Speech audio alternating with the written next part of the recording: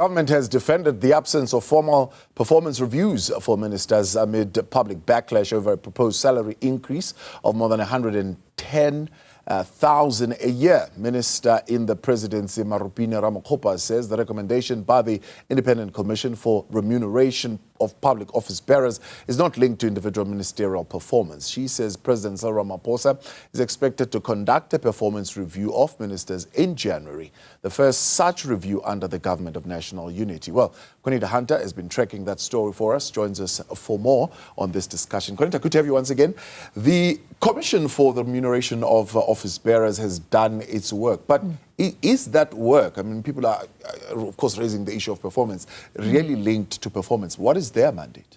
Their mandate, as per the Constitution, is to look at a wide range of factors. What is happening in the economy, what is happening, in terms of inflation, etc. And so they have to come up with a figure that says this is fair remuneration for members of cabinet, but also for senior members of the judiciary as well, magistrates, judges, etc.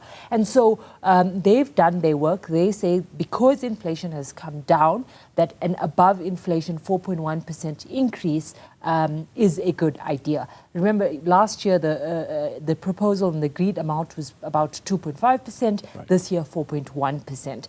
Now, the backlash has been as to how can you give ministers and deputy ministers increases when there has not been any metric that says these people are actually doing well at their job or not. And so the question is, why then 18 months into the Government of National Unity, there isn't a set performance review, let alone making it public.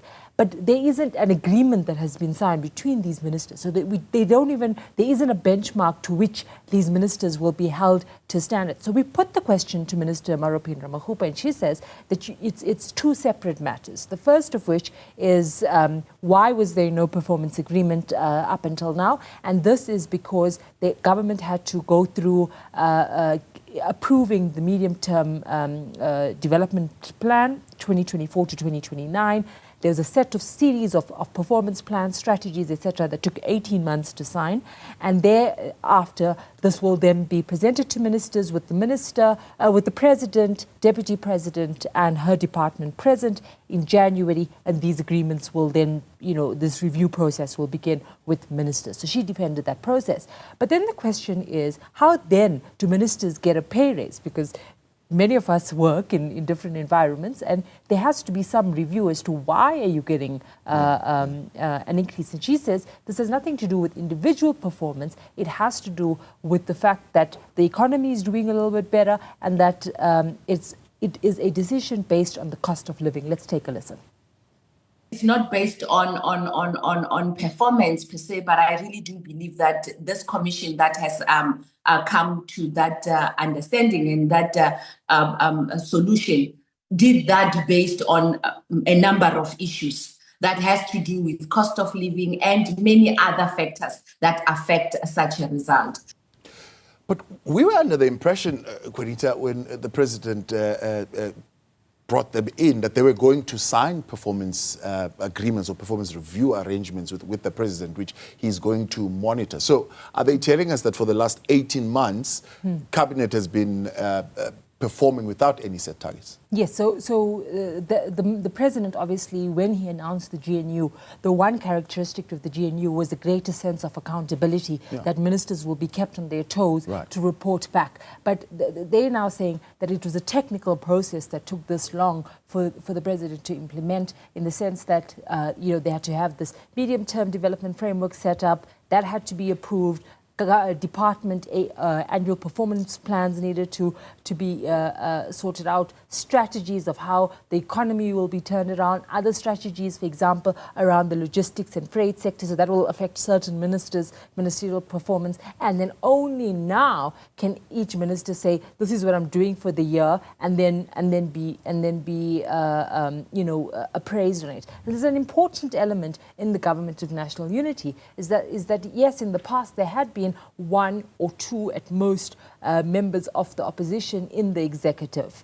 This time, you have members from 10 political parties that are representative in this administration, and that it's not it can't be down to politics. It has to be down to some sort of strategic or specific appraisal of these people. Yeah. Now, since the Government of National Unity has been formed, the President has made some minor changes to the executive, but it's never been done on a performance basis.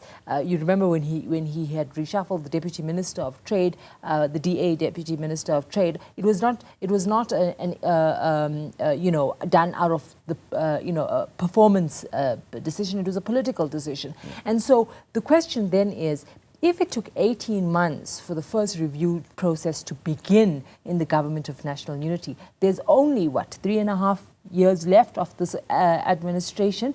And secondly, how does the President apply a similar metrics to appraise ministers that are from his party and not from his party? And how does he take to account those ministers who are a little bit more communicative about the work of their administration, or seen to be more communicative of their work of the administration on the ground, and versus those ministers who prefer to call themselves behind the scenes ministers? So it'll be interesting to see how that process unfolds. In the past, the President had in his campaign message promised to make these appraisals public, but he has not done that. When that happened in 2023, there was a review process that was obviously the sixth administration, and it was not made public, and the President had said he will not make it public at that time. So it will be interesting to see that finally, when it does happen in January, when the first set of targets are finalized, and when the appraisal happens a year later,